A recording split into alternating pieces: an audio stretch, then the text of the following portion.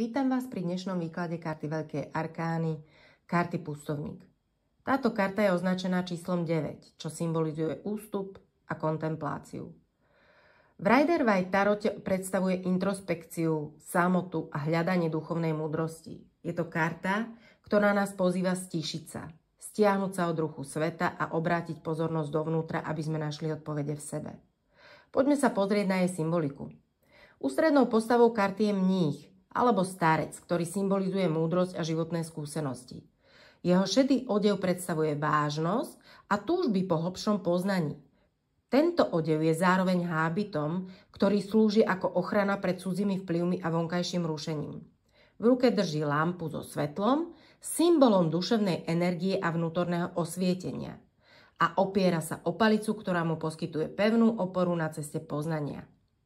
Vo svetle lampy môžeme vidieť žiariacu šesťcípu hviezdu. Je to symbol poznania, transformácie a vyššej moci. Celú scénu doplňajú kopce pokryté snehom, ktoré znázorňujú samotu, odlúčenie a chlad racionality. Posolstvo karty Pustovník môžeme vidieť vo viacerých rovinách.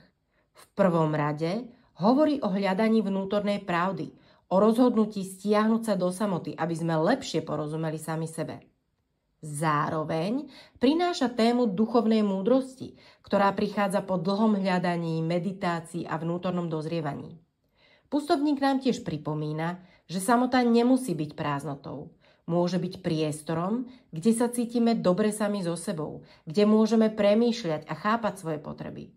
V niektorých prípadoch karta naznačuje aj potrebu duchovného vedenia, teda vyhľadanie učiteľa, mentora alebo niekoho, kto nás môže nasmerovať.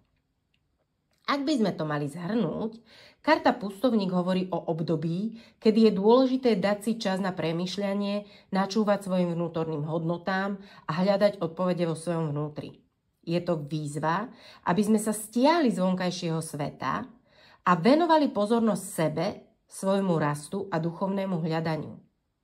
Ak vás tento výklad zaujal a chceli by ste sa do symboliky Pustovníka ponoriť ešte hlbšie, celý rozšírený výklad nájdete na mojej stránke, link nájdete dolu v popise pod videom. Ďakujem, že ste si našli čas na tento výklad a ak vám priniesol inšpiráciu, poteší ma, ak dáte videu like a prihlásite sa na odber, aby vám neunikli ďalšie tarotové výklady.